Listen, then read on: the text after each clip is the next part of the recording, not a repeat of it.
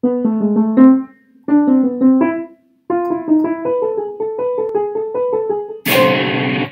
si on faisait une pause? L'ère des bandouliers.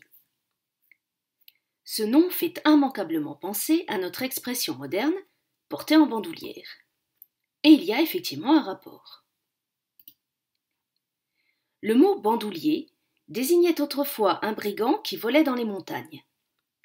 Il portait son arme à l'aide d'une bande de cuir, de tissu, voire une corde, passée en écharpe depuis une épaule jusque sous le bras opposé, dispositif appelé bandoulière.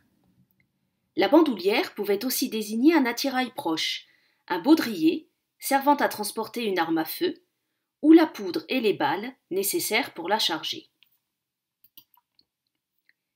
Les routes d'antan étaient peu sûres, et pas uniquement en raison de leur état ou de leur entretien. On risquait à tout moment d'y faire une mauvaise rencontre, et de se faire détrousser par les bien nommés bandits de grand chemin.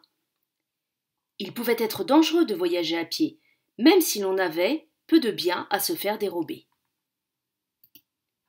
Il était plus sûr, à partir du XVIe siècle, d'emprunter un coche, c'est-à-dire une diligence, assurant une liaison régulière entre deux grandes villes. Son conducteur, appelé logiquement le cocher, était le plus souvent armé ou accompagné d'un homme armé.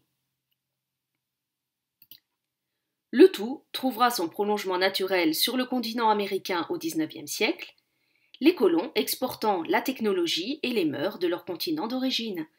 Et voilà l'image d'Épinal de la diligence du Far West attaquée par les Indiens.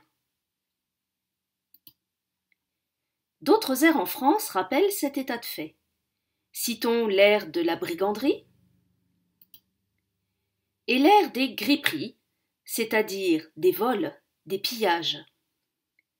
On peut trouver peu rassurant de trouver des aires nommées ainsi sur une autoroute, ou simplement considérer que ces noms reflètent les craintes des temps passés.